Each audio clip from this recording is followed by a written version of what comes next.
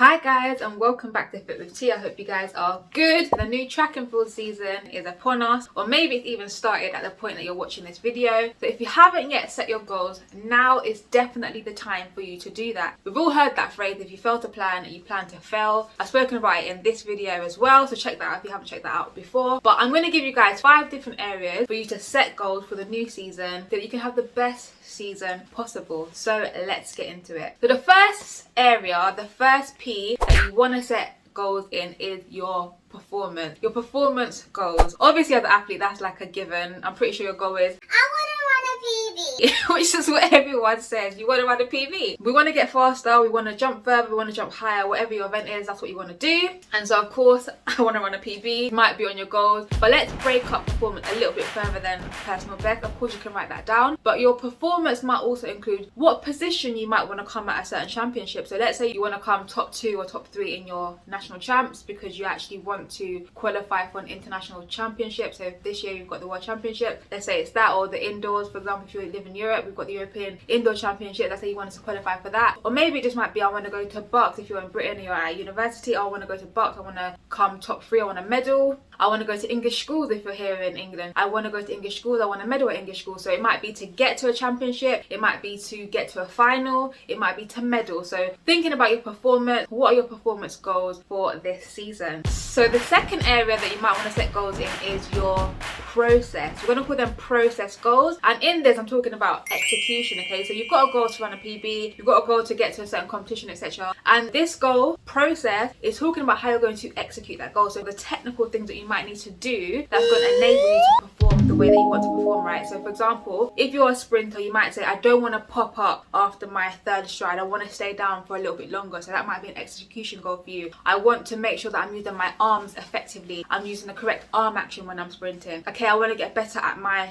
frontside mechanic, I want to maintain my rhythm when I'm sprinting. So your execution goal, you're thinking about your technique, you're thinking about the tactical side. If you're maybe a 400-meter runner, you might be like, okay, I go out too hard, I want to flip my race a bit more evenly, or I might want to hit it hard to 300 and hold on, depending on how you run it, right? So even when it comes to your routine, for example, I want to get comfortable with my race day routine, my race day schedule. So if you haven't checked out my race day tips, actually check that video out. But your process goals are going to help you to go through the process, whether that is on the competition day itself or actually in the race itself or in the event itself. What's the process that you're going to go through? It's going to give you the result you want on the day, and then actually practicing it. And each time saying, did I actually go through that process? Did I go through the process of my race properly? Did I execute my race properly? So the third thing we're going to talk about is your physical fitness. Okay, your physical goals. What are some of the physical things that you need now to achieve your performance goals? Okay, so we've spoken about the process that you might need, so some of the tactical, technical things that you might need when it comes to achieving your performance goals. But then there might also be some physical, not might also, there will definitely be some physical fitness goals that you need to achieve in order to achieve your performance goals, right? So do you need to increase your strength? Do you need to improve your balance? Are you injured? Do you need to get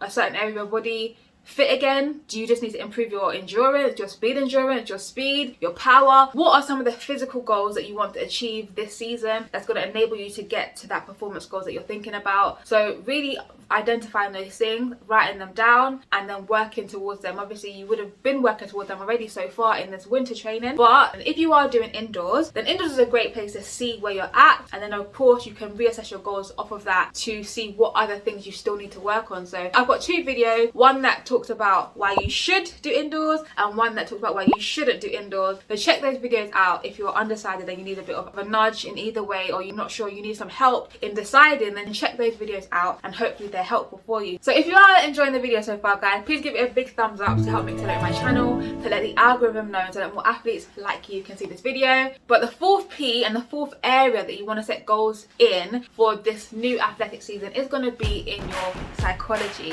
Okay, so we're talking about your mindset. This whole athletics game, pretty much 80% is mental, right? So setting yourself some mindset goals, some psychological goals that's going to help you to get the performance that you want to get to, right? So thinking about how you're going to handle nerves this season. What are some goals that you can set in place to help you to have the right kind of mindset? How do you want to prepare yourself for every race? Okay, do you want to say, okay, I want to be in a state where I'm calm and relaxed? If you want to have a phrase that you want to give yourself, that you say to yourself, that you know what it means to you, that's going to motivate you, that's going to keep you calm. If you're somebody who benefits from listening to music, certain types of music, if you're somebody who benefits from reading, whether that is a scripture, whether that is reading a certain type of book or someone's biography, if that encourages you and motivates you, maybe you are someone who benefits from having affirmations. It's going to be personal to you as to what kind of mindset goals that you're going to have to set for yourself. I do have a couple of videos on my channel about mindset motivation, about visualizing your race, about going through the mental preparation side of things, so check those out if you haven't checked them out before. But thinking about your psychological goals, have you been putting too much pressure on yourself? If you didn't achieve it this year or whatever, you're going to be okay. Sometimes a lot of the negative thinking, a lot of negative thought pattern comes from an unrealistic expectation or too much pressure, or this, you know, sometimes we get to a place where it's kind of like, oh my gosh, if this is what happens, I'm gonna die. But that's actually not the case. So yeah, set yourself some mindset goals, some psychological goals that's going to help you towards achieving that performance that you want to achieve. The mindset that you can do it, the mindset that you will do it, the mindset that even if you don't do it, that it's actually okay. So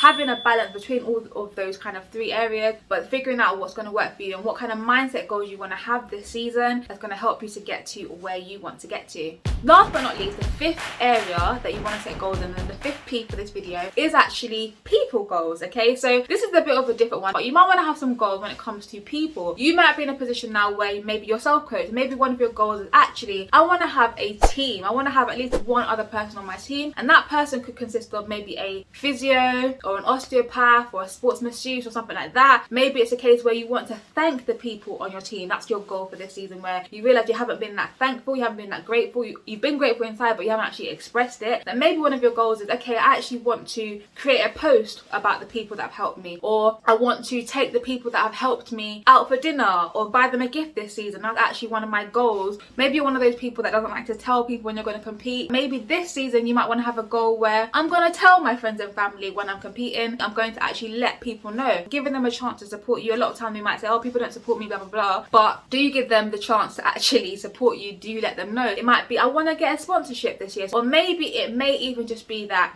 I want to meet a certain type of athlete, I want to meet a certain type of person, or I want to ask these questions to certain people that are at certain levels and get answers or insight from a athlete or a coach that's at a level that you're not at. So hi guys, so I just watching back the video as I walked to training before I edit it. So this is future Tarima, and I was just thinking that another goal that you could actually have for people goals is actually to not compare yourself to other people. So goals with regards to your competitors, so that could be, for example, being a better sportsman, and I've got a blog about that, so check the link below for the blog about how to not be a sore loser. Or your goal might be to not keep checking other people's results because that gets you too obsessed. So that could be a goal that you might have as well. It might be shaking your opponent's hand, it might be sending them a congratulations on social media. So yeah, when it comes to people, your goals might just include those around you, so people that support you, but as well as those that you compete against. So setting some goals that, you know, encourage you to look a little bit outward, encourage you to take other people on board, encourage you to basically grow as a person as well as an athlete, right? So I hope this video has been helpful for you guys. Let me know in the comment section below, how do you normally set goals for the season? Have you thought about setting goals in all of these areas before? Let me know in the comment section below. And if you're not subscribed to my channel guys, make sure you subscribe and join the tribe. And like I said guys, if you haven't checked out my race day tips video, then check that video out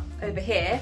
And if you haven't seen that video where I give you guys a mindset routine that you can do to actually prepare for your race if you are a sprinter, then check that video out over here. And I'll see you guys on another Friday. Bye guys!